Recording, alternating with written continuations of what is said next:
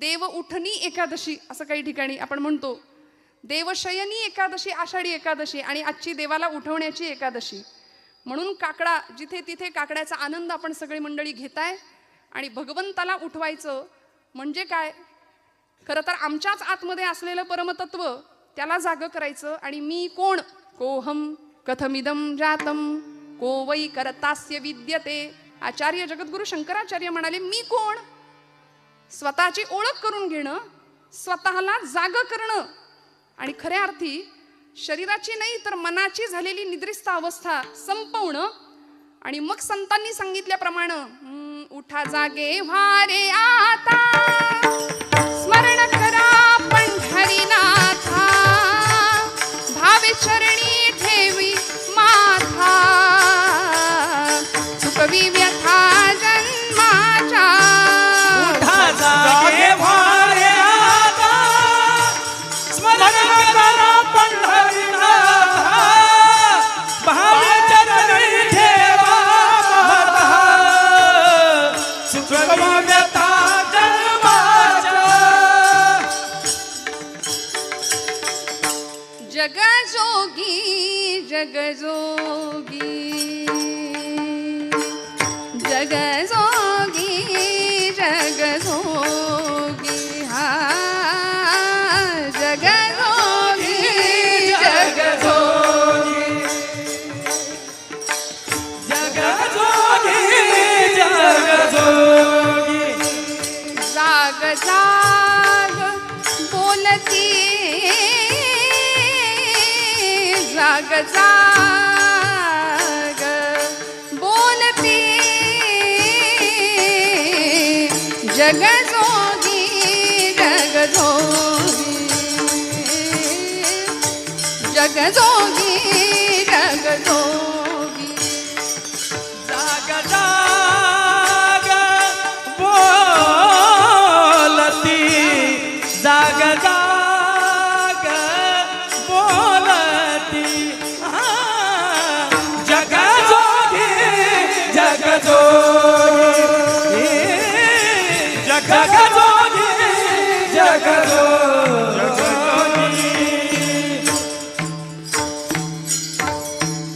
म्हणून तुकोबरायांनी करुणा भाकली, संतांनी आम्हाला जाग करण्याचं काम केलं.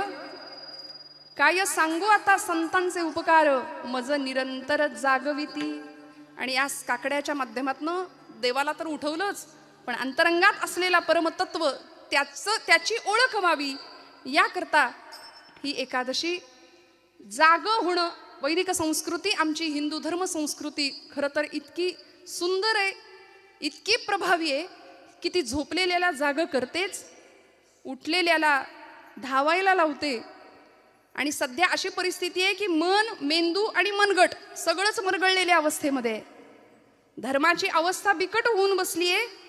म्हणून मग विधिनिषेधात्मक अवस्था सांगणारी व्यवस्था पूर्वसुरींना आमच्या समोर आणावी लागली. आणि त्यालाच आम्ही धर्म असं नाव दिलंय. पण या धर्माच्या बद्दल बोलताना बऱ्याच वेळा आपल्याला असं वाटतं धर्म म्हणजे काहीतरी अवघड, काहीतरी वेगळं. धर्म म्हटलं की अनेकांच्या डोक्यामध्ये काहीतरी वेगळाच विचार येतो. धर्म ही अफूची गोळी आहे असं म्हणणारा कार्ल मार्क्स इथे येऊन गेला होता. मला असं वाटतं अफू खाऊन केलेलं विधान होतं की काय ते. पण ज्ञानोबांनी या श्रुतीशास्त्राला माऊली असं संबोधन दिलंय. पै अहितापासून सोडविती, हित देऊनी वाढविती, नाही गा श्रुती परवती माऊली जगा. आई लेकरू चुकलं तर त्याला 2 रट्टे घालते, पण तीच आई, तेच लेकरू जर आजारी पडलं तर त्याच्या उशा पायथ्याशी बसते की नाही. धर्म आमचा आईसारखा आहे. त्यामुळे आईच्या कळवळ्यांनी या धर्मशास्त्रांनी आम्हाला काही विधिनिषेधात्मक अवस्था व्यवस्था दिल्या. काय करावं आणि काय करू नये, डूज आणि डोंट्स. काय करावं जीवन जगत असताना, मानवी जीवनाची कृतार्थता कशामधून होऊ शकते, जीवन परिपूर्ण दिशेला कसं जाऊ शकतं, याचे नियम आणि याचे मार्ग सोपे करून संतांनी सांगितले. तेणेची पंथे चालो जाता, न पडेची गुंता कोठे काही. सगळे गुंत्यात फसलोय आम्ही. आणि या गुंत्यातून बाहेर पडायचं असेल, सगळ्या प्रश्नांची उत्तर मिळवायची असेल तर संतांनी घालून दिलेला मार्ग. त्या मार्गावरून चालायचं आणि मग काय करायचं. माणूस जन्म मिळाला. समर्थ रामदास स्वामी दासबोधात म्हणतात, पशुदेही नाही गती ऐसे सर्वत्र सांगती, या नरदेहीच प्राप्ती परलोकाची. एकनाथी भागवत संत श्रेष्ठ एकनाथ महाराज, या नरदेहा माझी पहा हो, अति दुर्लभ मनुष्य देहो, सकल देहा माझी पहा हो, अति दुर्लभ मनुष्य देहो, त्याची या प्राप्तीचा संभव, तो अभिप्रावो अति दुर्लभ. या नरदेहीचे ज्ञाने सच्चिदानंद पदवी घेणे एवढा अधिकार नारायणे कृपावलोकने दिधला. त्यामुळे मनुष्य जन्माला यायचं आणि काय मिळवायचं. आयुष्याच्या साधने सच्चिदानंद पदवी घेणे. सच्चिद आणि आनंद या पदवीला आम्ही प्राप्त होऊ शकतो. जी माऊलींनी मिळवली, जी तुकोबरायांनी अवस्था प्राप्त केली, म्हणून तर सच्चिदानंद मूर्ती पाय दाखवी आम्हा असं रामेश्वर शास्त्रींनी आरती केली महाराजांची. त्यामुळे या स्थितीला जर आम्हाला पोहोचायचं असेल तर माणूस आणि पशु यामध्ये एकच मोठा फरक आहे की माणसाला नियम घालून दिलेत शास्त्रकारांनी, धर्मानी. पशूंना काही नियम नाहीत, कुठलं बंधन नाही, कसंही जगा कसंही वागा. आणि आज माणूस नियमबाह्य वर्तन करतो, मर्यादे पलीकडे जाऊन वर्तन करतो, म्हणून तर त्याचं जगणं मानव न राहता मानवाचा दानव झालाय. ही परिस्थिती आहे.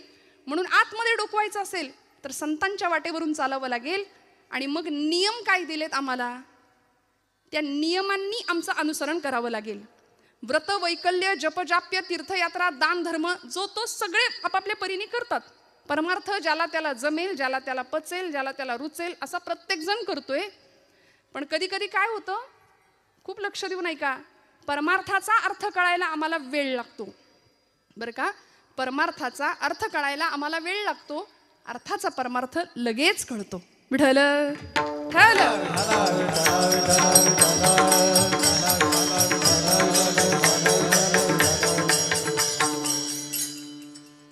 आहे की नाही, अर्थाचा परमार्थ बरोबर कळतो म्हटलं. अर्थ आता लक्षात आलं ना. हा, परमार्थाचा अर्थ कळत नाही म्हणून गोंदवलेकर महाराज आमचे फार सुंदर सांगतात की प्रपंच आम्ही आवडीने करतो आणि परमार्थ सवडीने करतो. वास्तविक झालं पाहिजे उलट. प्रपंच सवडीचा आणि परमार्थ आमच्या आवडीचा असला पाहिजे. त्यामुळे मग पांडुरंग परमात्म्याशी संलग्नता, एकरूपत्व जे संतांनी प्राप्त केलं, 28 युगांपासनं पांडुरंग परमात्मा तिष्ठत उभा आहे. आणि आजच्या दिवशीचं महात्म्यच असं आहे की या एकादशीला आणि आषाढीला भगवंत सांगतात, आषाढी कार्तिकी विसरू नका मज, आषाढी कार्तिकी विसरू नका मज, आषाढी कार्तिकी विसरू नका मज, आषाढी कार्तिकी विसरू नका मज. सांगत असे गुजा पांडुरंग, सांगत असे गुजा पांडुरंग, आषाढी कार्तिकी विसरू नका मज, आषाढी कार्तिकी विसरू नका मज. पांडुरंगा सांगत असे गुजा पांडुरंग, आषाढी कार्तिकी विसरू नका मज, आषाढी कार्तिकी विसरू नका मज. सांगत असे गुज पांडुरंग. आषाढीची वारी आणि कार्तिकीची वारी का महत्वाची. आपल्याला वाटतं म्हणून नाही जायचं, संतांनी सांगितलंय म्हणून जायचंच. पण खरं सांगू, हे कोण म्हणतंय, पांडुरंग परमात्मा गुज सांगतो. कुणाला, नामदेव महाराजांना. आषाढी कार्तिकी विसरू नका मज, सांगत असे गुज पांडुरंग. गुज म्हणजे काय हो, गुज गोष्टी. सोपं सांगू, आपल्याला सगळ्यांना कळेल. मराठी भाषा आपल्याला फार आवडते ना. आपल्या मराठीत सिक्रेट. देवाचं सिक्रेट काय माहितीये का, देव कुणाला सांगतो. आता संतांनी आपल्या गुजगोष्टी कुणाजवळ केल्या, देवाजवळ केल्या. देवानी आपल्या गुजगोष्टी खास असलेल्या, सखा मानलेल्या आपल्या संतांजवळ केल्या. आम्ही प्रापंचिक माणसं आपल्या गुजगोष्टी आपल्या आपल्यातच करतो. काय कसं काय चाललंय, बरं आहे का, आपल्या गप्पा सुद्धा यंदा पावसाळा कसा, हिवाळा कसा, उन्हाळा कसा, याच्यातच आम्ही रमलो. म्हणून तर ती नाती गोती ती गोत्यात आणतात. ती नाती आम्ही गमतीने म्हणतो, नात्यातली माणसं नात्यातली. ना त्यातली असतात. मग बोलायचं कोणाशी हो?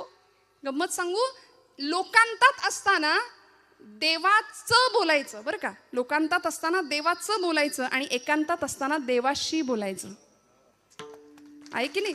बाकी सगळ्या गोष्टी बाजूला ठेवूया. भगवंत स्वतः नामदेव महाराजांना सांगतात, आषाढी कार्तिकी विसरू नका मज नामया. भगवंत त्यांची व्यथा व्यक्त करतात. थोर प्रेमाचा भुकेला हाचे दुष्काळ तयाला. म्हणले माझ्याकडे येणारे सगळे व्यापारी आहेत मेले, काहीतरी पाहिजे. हा देवा, आमचं हे कर ते कर, आम्हाला हे दे ते दे, मग तुझं फलान करीन, अमुक करीन, तमुक करीन, सगळे व्यापारी. पण प्रेम भावनेनी माझ्याकडे येणारी माणसं खूप कमी आहे. तीही त्रिभुवनी नाही मज कोणी, हे भगवंत स्वतः सांगतात. सांगे चक्रपाणी नामयासी. भगवंत स्वतः नामदेव महाराजांना सांगतात. म्हणून तर सखा होता भगवंतांचा नामदेव महाराज म्हणजे. प्रेम भांडारी होते. प्रेमाच्या गोष्टी भगवंत नामदेवांशीच करायचे. नामयाचे प्रेम केशवची जाणे, केशवासी राहणे नामया पाशी. असं दोघांचं सुंदर नातं होतं. म्हणून भगवंत सांगतात, कुणालाही नाही, नामदेव महाराजांना सांगतात की मला विसरू नका. एकादशी का करायची? उपवास आपण शब्द वापरतो, आपण म्हणतो उपास. खरं तर भगवंताच्या उप म्हणजे जवळ राहायला मिळणं आणि वास म्हणजे वस्ती करायला मिळणं म्हणजे उपवास. आम्ही उपवासाला, आपल्याकडे म्हणच आहे एकादशी आणि दुप्पट खाशी, नाही का. म्हणून तर उपवासाला आमच्या पुण्यामध्ये उपवासाचे 108 पदार्थ मिळतात. ते पुस्तक मिळतं रेसिपीचं. उपासाची कचोरी आहे, उपासाचा डोसा आहे, उपासाचा वडा आहे, उपासाची भजी आहे, उपासाचा अजून काय भाकरी आहे, ढोकळा आहे. बघा कसे उत्तर. म्हणजे हे सगळं झालंय आज, आहे की नाही. भरपूर ताट आमचं भरलेलं, कधी न भरलेलं असतं एवढं आजच्या दिवशी असतं. पुण्याजवळ कोडीत नावाचं गाव आहे. त्या गावचे महाराष्ट्राचे प्रसिद्ध साहित्यिक आचार्य अत्रे, प्रल्हाद केशव अत्रे, त्यांनी खूप सुंदर विडंबन केलं. ते म्हणाले, गुरुजी खूप सुंदर गातात बरं का. उपास मज लागला सखे ग बाई, उपास मज लागला. आहे ना सगळ्यांचा उपास? उपवास आहे ना. फराळ शब्दच असा आहे की म्हणताना तोंड गरगरीत होते आमचं. हंगामानुसार फळफळावळ असतेच. बरं, उपास म्हटलं की ते सगळं आम्हाला लागतं त्या दिवशी. म्हणजे भगर असू दे, साबुदाण्याची खिचडी असू दे, शेंगदाण्याची आमटी, हा प्रकार असा आहे की कितीही होता भगरीत तो खपतो. आणि इतकं सगळं, म्हणजे किती वाट्या संपल्या त्याचं काही भान राहत नाही. सगळं कॉन्क्रीट जॅम होतं एकदम आजच्या दिवशी, होतं की नाही. आणि एवढं करून चेहरा असा असतो. उपास उपास आहे, काही गिळलंच नाही जणू. उपास मज लागला सखे ग बाई, उपास मज लागला. उकडले बटाटे 6 एकटीसाठी, मोजिल्या खारका 10, किस नुसता केला पहा सखे ग बाई, उपास मज लागला. उपास मज लागला सखे ग बाई, उपास मज लागला. दिवसभर सगळं झाल्यानंतर शेवटी हा उपास मज भोवला, जीव कासा विष झाला. नाहीच जमलं शेवटी. आणि मग दही भात मधुर चोपला सखे ग बाई, उपास मज लागला. त्यामुळे असा उपास काहीच कामाचा नाही. भगवंत हट्ट नाही करत हे सगळं माझ्यासाठी करा म्हणून. अहो, ज्या संसारामध्ये आम्ही स्वतः बांधले गेलोय तिथे भगवंत आम्हाला आठवत नाही. देवानी नाही आम्हाला बांधलं, सद्गुरूंनी नाही आम्हाला बांधलं, आम्ही स्वतःला बांधून घेतलं. सद्गुरू आणि भगवंत आम्हाला सोडवायला आलेत खरं तर. त्यामुळे इथे येऊन भक्तीच्या प्रांतामध्ये भगवंत बाजूला राहतो. प्रपंचामध्ये भगवंत कधी येतच नाही आमच्या. अत्यंत आवडीने प्रपंच करतो. आणि मग असं करता करता करता जे काही मागणी याचना आम्ही करतो ना, ती फक्त प्रपंचिकच असते आमची. काय मागायचं? नामदेव महाराज इतकं आगळं वेगळं सुंदर विलक्षण मागणं मागतात. प्रश्न असा आहे, 2 प्रश्नांची उकल करून मी पुढे जाणार. संतश्रेष्ठ नामदेव महाराजांनी भगवंताकडे मागणं मागितलं. नामदेवांनीच काय, अनेक संतांनी मागितलं. तुकोबांनी मागितलं, ज्ञानोबरायांनी मागितलं. समर्थ रामदास स्वामी म्हणतात, कल्याण करी रामराया जनहित विवरी, तळमळ तळमळ होतची आहे तुझा तूची सावरी. माऊलींचं पसायदान प्रसिद्ध आहे. विश्वाचे आर्त माझ्या मनी प्रकाशले असं म्हणणारे ज्ञानोबराय जगाच्या कल्याणाकरता विश्वात्मक भगवंताकडे पसायदान मागतात. जे खळांची व्यंकटी सांडो, तया सत्कर्मी रती वाढो, भूता परस्परे पडो मैत्र जीवांचे. खळांची व्यंकटी सांडू दे, दुष्टांचा दुष्टपणा नष्ट होऊ दे म्हणाले. इतकं उदात्त. जगाच्या पाठीवर इतकं ताकदीचं मागणं कुणीच नाही मागितलं. मागणारा तितक्या ताकदीचा, देणारा सुद्धा तेवढ्याच ताकदीचा आहे. ज्ञानोबांचं मागणं आम्हाला सगळ्यांना माहिती आहे. ज्यांचा अभंग आपण निरूपणाला घेतलाय त्या नामदेव रायांचं पसायदान प्रसिद्ध आहे. आकल्पायुष्य भावे तया कुळा, माझी या सकळा हरिचिया दासा. हे नामदेवांचं मागणं प्रसिद्ध आहे. प्रश्न असा आहे, संत का मागतात? जर संत आहेत तर ते मागतात का? मागायची गरज का पडते? कारण भगवद्गीतेच्या 12व्या अध्यायामध्ये भगवंताला मला प्रिय भक्त कोण आहे याचं उत्तर भगवंत सांगतात ना. अनपेक्ष शुचिर दक्ष उदासीनो गतव्यथा सर्वारंभ परित्यागी यो मद्भक्ता समे प्रिय. अनपेक्ष, ज्याची कुठलीच अपेक्षा नाही. आणि भक्तीचं सगळ्यात मोठं लक्षण आहे निष्काम, काहीच नको. सध्या मिशनपेक्षा कमिशनला जास्त महत्व आहे. निष्कामता भक्तीमध्ये नाही ना. त्यामुळे अशी निष्कामता ज्याच्याकडे आहे तो भक्त मला प्रिय आहे असं जर भगवंत म्हणतात तर संतांनी का मागितलं? त्याचं कारण मला असं पहिलं वाटतं की देवच मागे लागला माग माग म्हणून. अहो देवच मागे लागले, काहीतरी मागा काहीतरी मागा. भानुदासांच्या मागे भगवंत लागले होते, महाराज काहीतरी मागा. पण भक्तीतलं सामर्थ्य भानुदास महाराजांचं असं होतं, ज्याला आपण ॲटिट्यूड म्हणूया नाही का, असं सुंदर कॉन्फिडन्स होता. म्हणाले देवा मला काहीच नको, तुलाच काही हवं असलं तर तू माझ्याकडे घे मागून. तुला काही हवं असेल तर मागून घे. आणि भगवंत तिथे याचकाच्या भूमिकेमध्ये राहतात आणि आपल्या भक्ताला म्हणतात की मला तुमच्या कुळात अवतार घ्यायला, जन्म घ्यायला परवानगी द्या. मग भानुदासाचे कुळी महाविष्णूचा अवतार एकनाथ बाबा जन्म घेतात त्या कुळामध्ये. त्यामुळे कायिक नियम, वाचिक नियम आणि मानसिक नियम सांगत असताना संतश्रेष्ठ श्री नामदेवराय महाराज, पांडुरंग परमात्मा ज्यावेळी विचारतो नामदेवा काहीतरी मागा काहीतरी मागा, नामदेव महाराज पहिला नियम सांगतात भगवंतांना अभंगाच्या प्रथम चरणात. देह जावो अथवा हो, देह जावो अथवा हो, देह जावो अथवा हो, देह जावो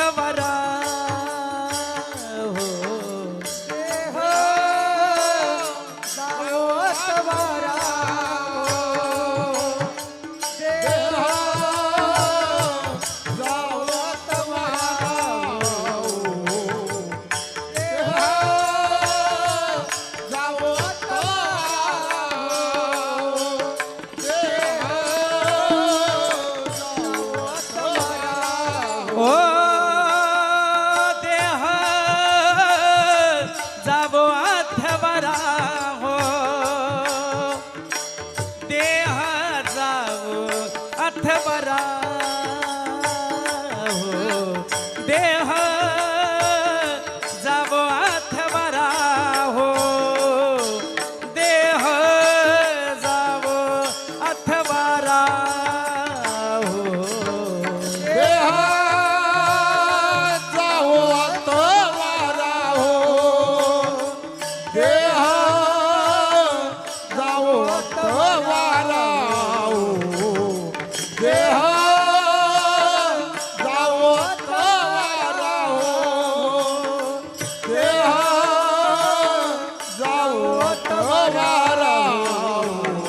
पांडुरंगी दृढ भाव, पांडुरंगी दृढ भाव, चरण सोडी सर्वथा, चरण सोडी सर्वथा, चरण सोडी सर्वथा, चरण सोडी सर्वथा. पांडुरंगे दृढ भाव, पांडुरंगे दृढ भाव, चरण सोडी सर्वथा, चरण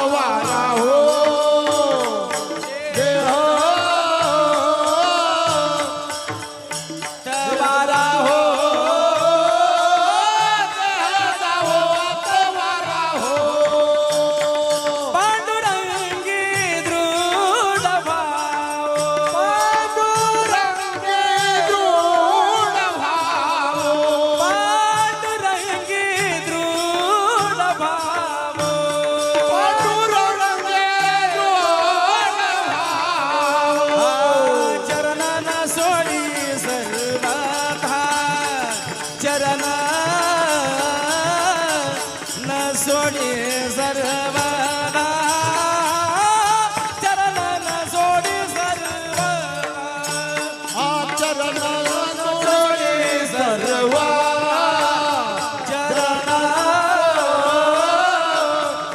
सोडी सर्वदा चरण सोडी सर्व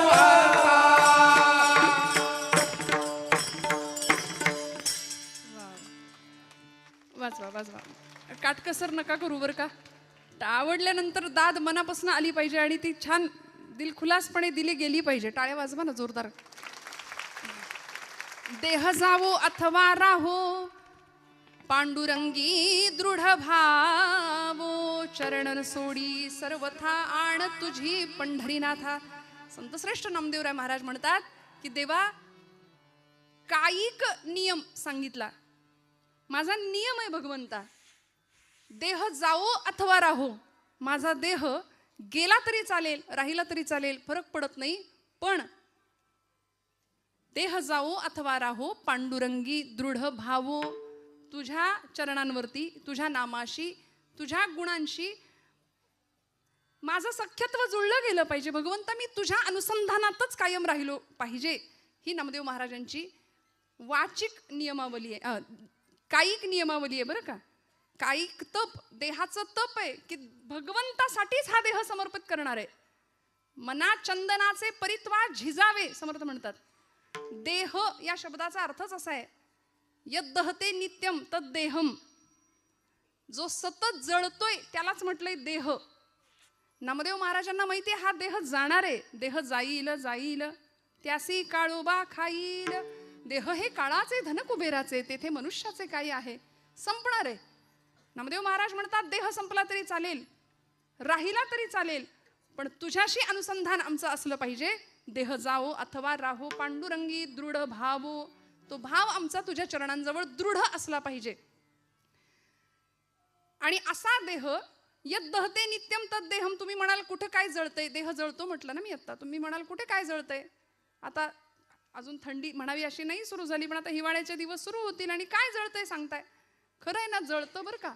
रोज आपण भोजनाला बसल्यानंतर भूक लागते, आतमध्ये अग्नी आहे प्रत्येकाच्या. तो अग्नी पेटलेला आहे प्रज्वलित आहे म्हणून आम्ही इथं बसलोय, चालतोय उठतोय फिरतोय.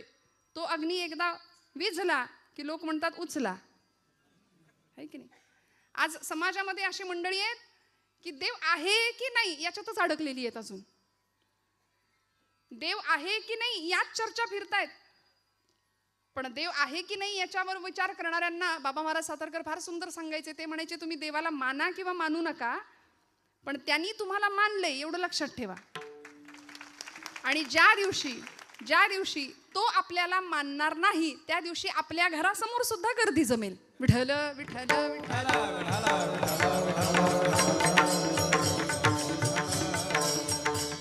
त्यामुळे या देहामध्ये एक अग्नी आहे. डॉक्टरी शास्त्र त्याला जठर अग्नी म्हणतंय.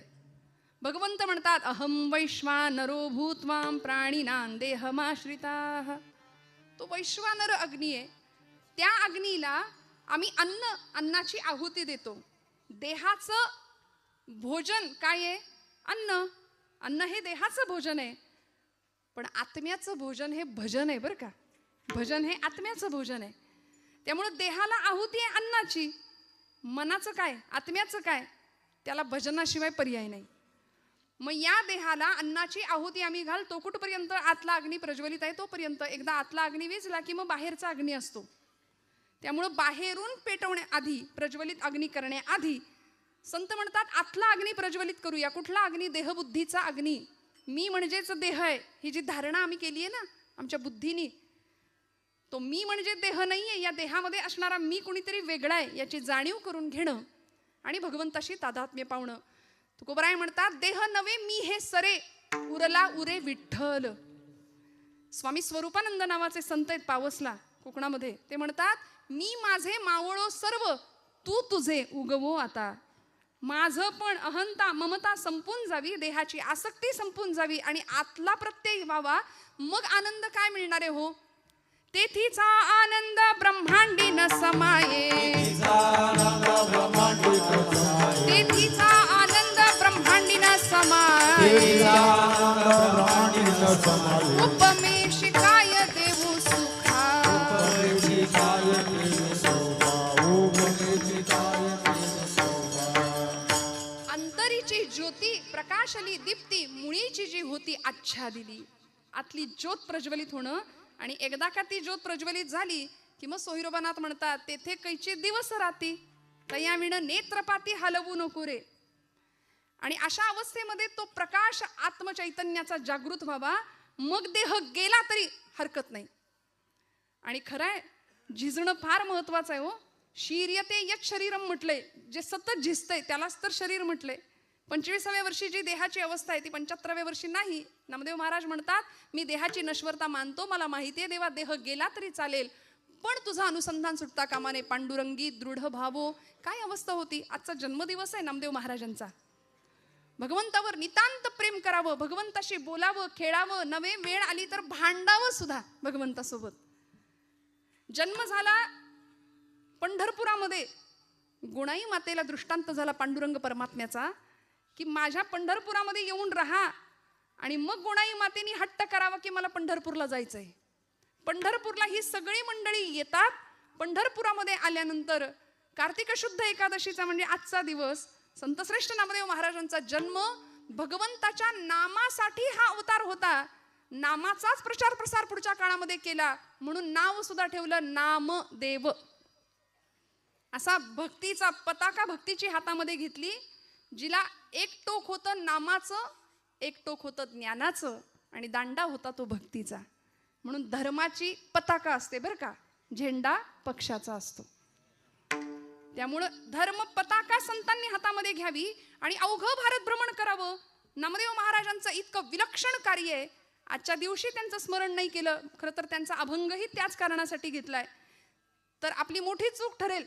5 वर्षाचे होते नामदेव महाराज, फक्त अलौकिक सिद्धी 5व्या वर्षी. आणि नामदेव गाथा म्हणजे स्वतःच जणू काही आत्मचरित्र लिहावं नामदेव महाराजांनी, की ज्या पद्धतीने अनुभव व्यक्त करावे, कशा पद्धतीने भगवंत आपल्याशी बोलत होते, कशा पद्धतीने खेळत होते, कशा पद्धतीने मी भगवंताशी भांडत होतो.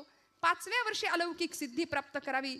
नामदेव महाराजांनी सकाळची वेळ, दामा शेट्टी पहाटे उठलेत आणि नामदेव महाराजांना सांगतायत, उठवलं नामया आजचा नैवेद्य पांडुरंगाला तू अर्पण कर बरं, मी गावाला चाललोय, परगावी चाललोय. पूर्वीची मुलं आई वडिलांचं ऐकायची. आता असं सांगावं लागेल या गोष्टी, म्हणून मी हात जोडून जिथं जाते तिथे माता भगिनींना सांगते, आपल्या लेकरांना कीर्तनाला घेऊन या. काळाची खूप मोठी गरज आहे, ती खूप मोठी.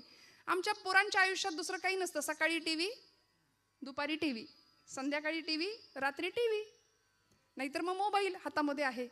या पलीकडे जाऊन जीवनाचं तत्वज्ञान संतचरित्रांच्या माध्यमातून कळायचं असेल तर या धर्ममंडपाखाली लेकरांना घेऊन आलंच पाहिजे, यावंच लागेल आपल्याला. नामदेव महाराज कधी कळतील आम्हाला. 5 वर्षाचे होते नामदेव महाराज. आई वडिलांनी सांगितलं नामया देवाला नैवेद्य अर्पण करायचंय तुला. ऐकलं. 5 वर्षाचे होते. आईच्या मागे पहाटे बसणं लागले. आई आई लवकर लवकर, पांडुरंगाला भूक लागली असेल, त्याच्याही आधी मला भूक लागली आहे, लवकर जेवायला दे, लवकर नैवेद्याचं ताट तयार कर.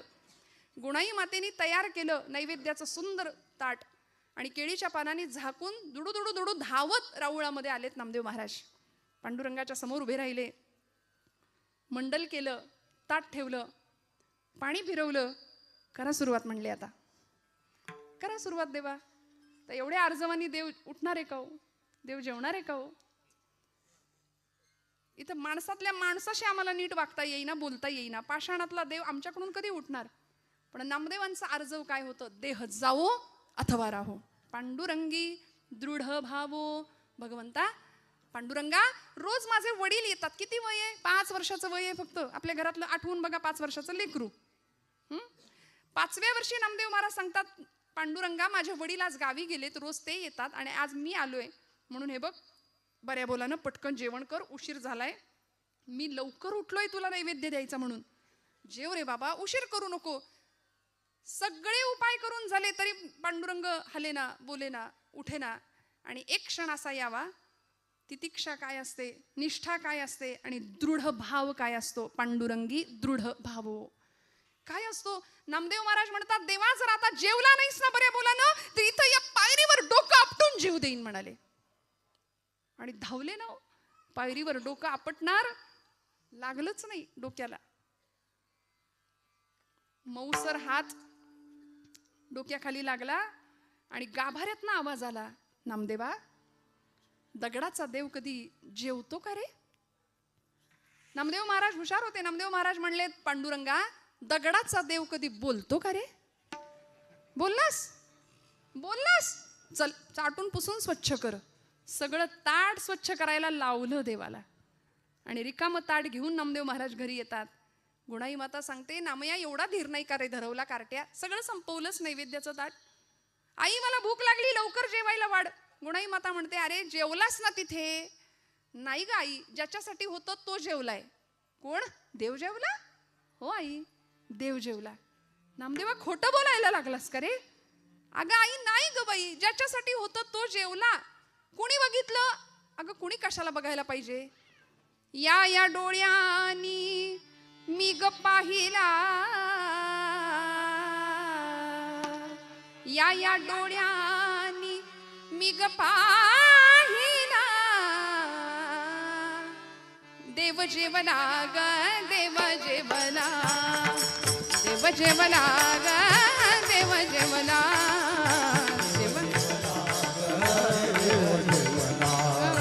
देव जेवला ग, देव जेवला. या डोळ्यांनी, या डोळ्यांनी मी ग पाहिला, या डोळ्यांनी मी ग पाहिला, देव जेवला ग, देव जेवला, देव जेवला ग, देव जेवला, देव जेवला ग, देव जेवला, देव जेवला ग, देव जेवला. आई देव जेवला आणि 5व्या वर्षी भगवंतांनी यांच्याकडून जेवण करावं. आपल्याकडून जेवतात का? कधी कोणी जेवलंय बघा, आठवून बघा. आपण देवासाठी कधी रडलोय देव जेवत नाही म्हणून? नामदेव महाराज रडले. दृढ निष्ठा होती, दृढ भाव होता. आपण मूल रडलं, जेवलं नाही तर रडू एखाद्या दिवशी. आपलं पोटचं पोर जेवलं नाही ना, महिला वर्ग, आपल्याला वाईट वाटतं का नाही? खरं सांगा. पण देवच जेवला नाही म्हणून आपण रडतोय का? नाही ना, नाही रडत आपण. देव जेवला म्हणून रडत नाही. नामदेव महाराज रडले देव जेवत नाही म्हणून. संत रडले भगवंतासाठी आणि अत्यंत आर्त स्वराने प्रार्थना करावी भगवंतांची. तेव्हा भगवंताला यावं लागायचं. पाषाणातलं चैतन्य जाग करण्याचं सामर्थ्य संतांकडे होतं. देह जावो अथवा राहो, पांडुरंगी दृढ भावो. श्रोते हो, पायरीवरच्या एका फुलानी भगवंतांच्या गळ्यातल्या हारातल्या एका फुलाला प्रश्न विचारला, का रे बाबा, अरे आपण एकाच माळ्याच्या मळ्यात उगवलो, एकाच झाडाला होतो, एकाच टोपलीतनं इथं आलो, पण तुझं भाग्य, तू देवाच्या गळ्यात आणि मी देवाच्या पायरीवर, सगळे तुडवून जातात मला. देवाच्या गळ्यातल्या त्या हारातल्या फुलांनी उत्तर दिलं, बाबा रे तुझं खरं आहे, मी देवाच्या गळ्यात आहे आणि तू पायरीवर पडलास, पण देवाच्या गळ्यात इथं विराजमान होण्याकरता माझं काळीज आरपार करायला लागलं रे. मला सगळी सुई माझ्या काळजातनं घालून घ्यावी लागली. महाराजांचा अभंग आहे, साहून या टाकी घाये, पाषाण देवची झाला पाहे. देह जावो अथवा राहो ही अवस्था असेल तर भगवंत आपलंसं करून घेतल्याशिवाय राहत नाही. आणि मग एकदा त्या चरणांची आसक्ती किंवा त्या चरणांचा आनंद मिळाला तर परिणाम काय होतो? नामदेव महाराज अभंगाच्या दुसऱ्या चरणात सांगतात. चरण सोडी तरवता, चरण सोडी तरवता, चरण सोडी सर्वथा, चरण सोडी सर्वथा, चरण सोडी तरवता,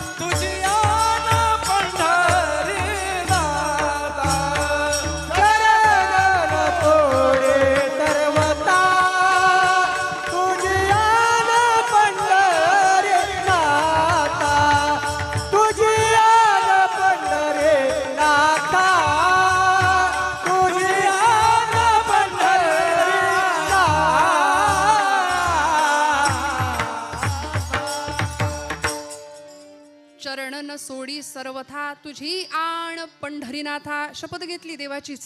देवा आता तुझे चरण सोडणार नाही.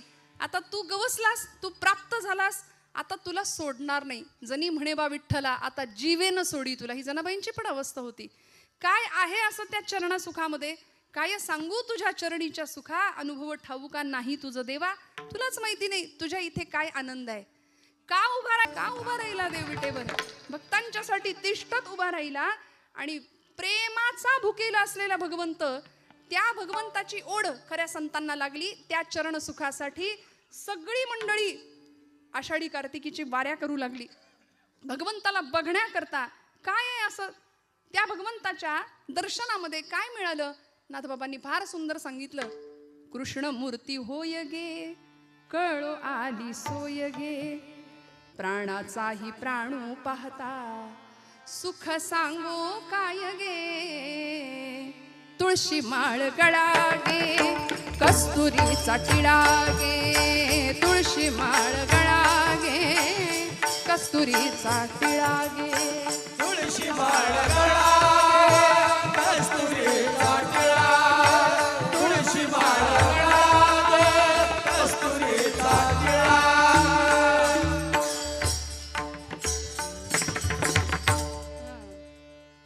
तुळशी हार गळा गे, कस्तुरीचा टिळा गे, भक्त कृपेची माय गे, ओळखिली विठाई गे, एका जनार्दनी विटे जोडी आले पाय गे.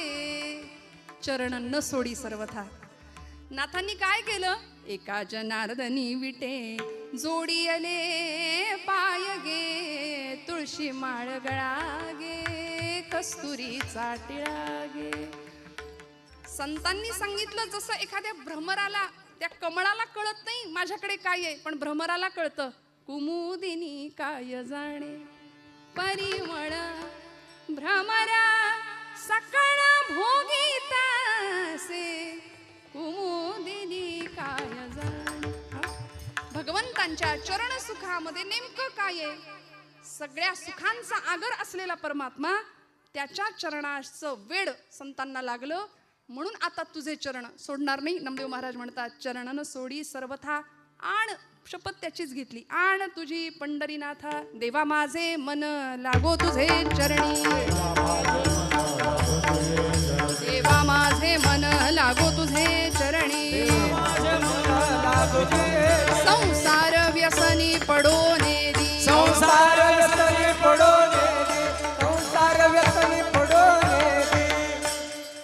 नामस्मरण घडो संत समागम, वाऊगाची भ्रम नको देवा. नाथांचं मागणं आहे. आज या कायिक आणि वाचिक मानसिक मागण्यामध्ये, नियमामध्ये संतश्रेष्ठ नामदेव महाराज सांगतात, हा मानसिक नियम आहे बरं का. चरणन सोडी सर्वथा आण तुझी पंढरीनाथा. या मनानी धाव कुठं घेतली पाहिजे? तुकोबराय सांगतात, मना तेथे धाव घेई,